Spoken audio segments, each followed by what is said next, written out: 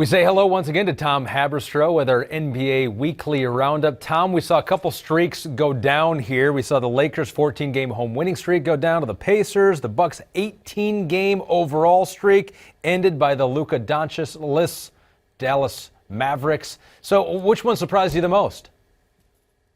It's got to be the Mavericks because I suspected, even though the weird thing is with the Dallas Mavericks this year is that even without Luka Doncic on the floor, they are still outscoring opponents. So there was a little bit of a hint that they do better, with that, not without Luka Doncic, but they do better than people would assume. But beating that team without Luka Doncic, that's super impressive. And I think Kristaps Porzingis probably feels better than anybody right now, not because he feels spiteful about Luka Doncic getting all this shine, but he still can play, and he can play at a high level. So that's a really great win for the Dallas Mavericks team that is trying to prove that it's not just a one-man team. And, Kristaps Porzingis has been through, a lot over the past year or so, coming back from the ACL injury and the Knicks trade and dealing with the boos in Madison Square Garden. But, man, that is an important win for the Dallas Mavericks that could be without Luka Doncic for a bit here.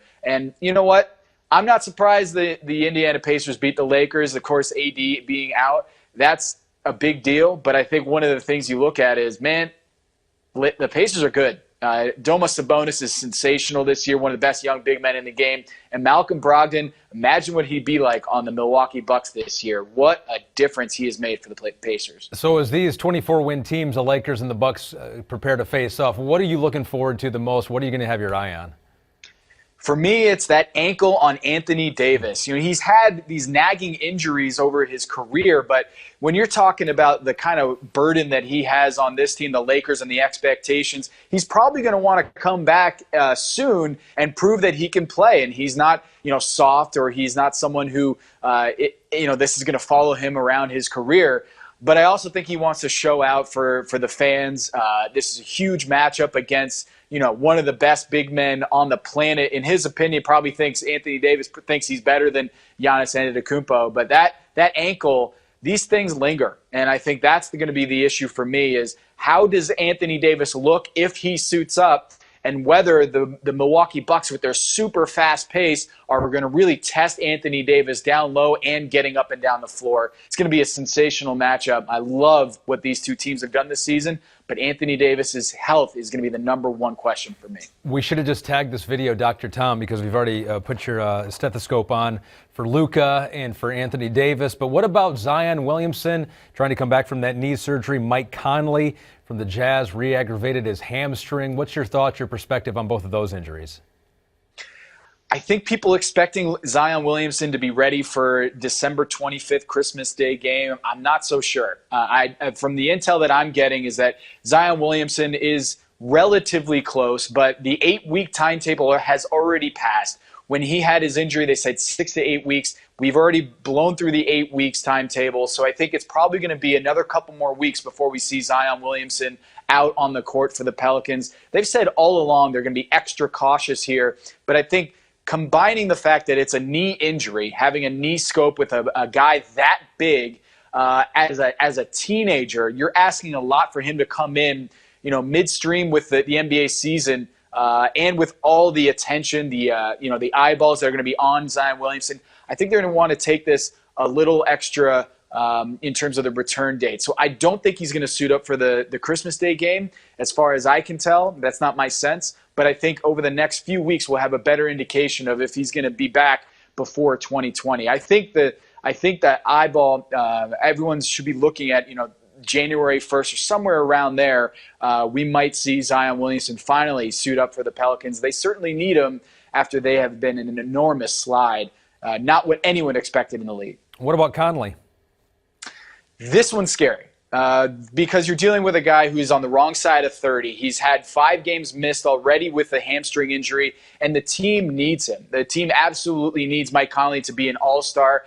They're kind of hard-capped right now, or they're hamstrung with what they can do at the trade deadline because they don't have that many assets on the team that can get a player of value. So Mike Conley is their traded piece. Mike Conley is their big acquisition. So if he is at $30+ million, $34 million next season, going to be quote unquote damaged goods and not able to play at a high level, that's an issue. So I think the fact that he left the last game with a hamstring issue is not a good sign. So they might have to take him another week or two just to make sure he's right, because if this keeps barking at him, it doesn't make any sense for them to try to push this before the playoffs come around. Not been a super durable player the last couple of years either, so some red flags there as well. This has been so much bad injury news here at the top of this video. We need to switch gears a little bit and talk about some of the young guys who have come back. DeAndre Ayton's back from his suspension, not an injury there.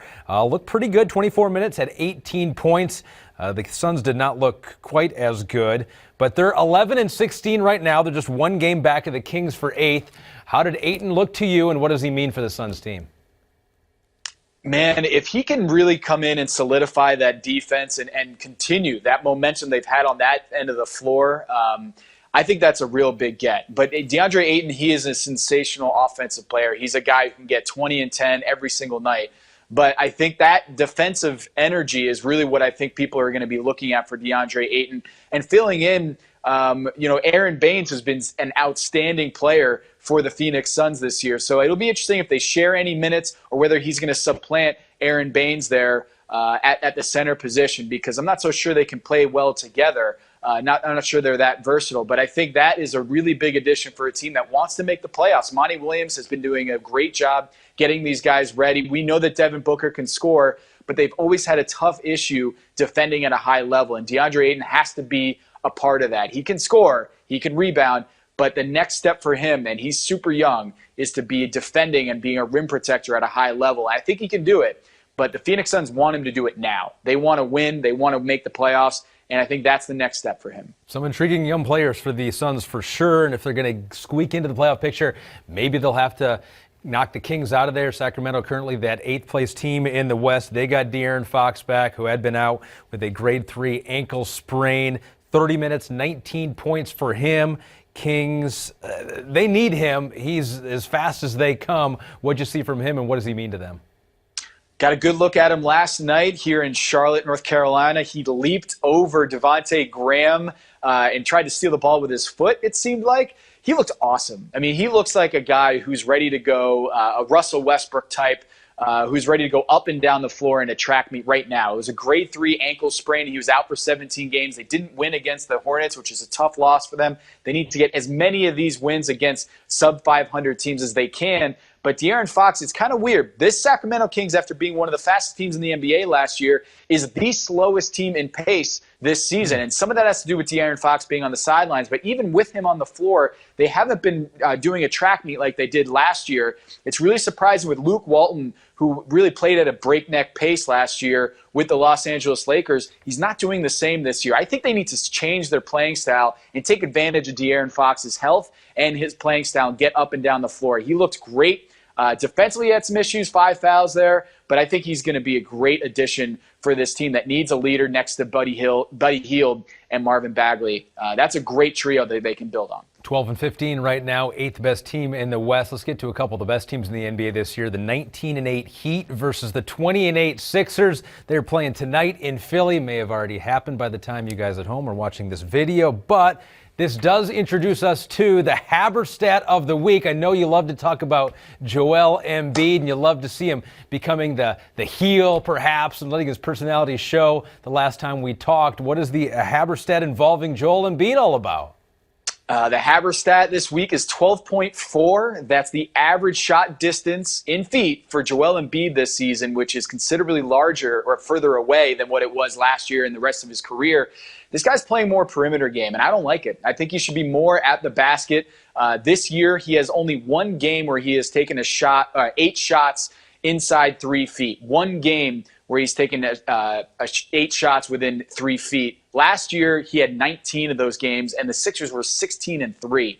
So why is this happening? It's because they're trying to integrate Al Horford. They have 2 centers essentially on the floor, and it's hard for them to just plant Joel Embiid around the paint. But as you saw against the Celtics in his 38-point outburst, that is where he needs to be. I think he needs to be himself, which is in the post, in the key, and just destroying the basket. And he's tended to be migrating over to the perimeter because he's trying to incorporate Al Horford and Ben Simmons. But I think for him to be successful and for the 76ers to be successful, I think he needs to get back to being a big man like we know Joel Embiid can be. I'm going to make you do it, knowing full well that people may already know the result by the time they watch this video. Who do you like in this game? Oh, I like the Sixers. I think they're just hungry. I like Joel Embiid's disposition now. He kind of flipped the switch, and I think the Miami Heat, they had a really good start to the season, but this is a tough stretch for them. I like what Joel Embiid is going to do against the Heat. We'll see. Could be a happy holiday for Joel Embiid and the Sixers. Happy holidays to you, Tom Haberstroh, the NBA Weekly Roundup. Well done. You too. It seems like you already got your present, the glasses. I do, Christmas came early. I can see the gift of vision.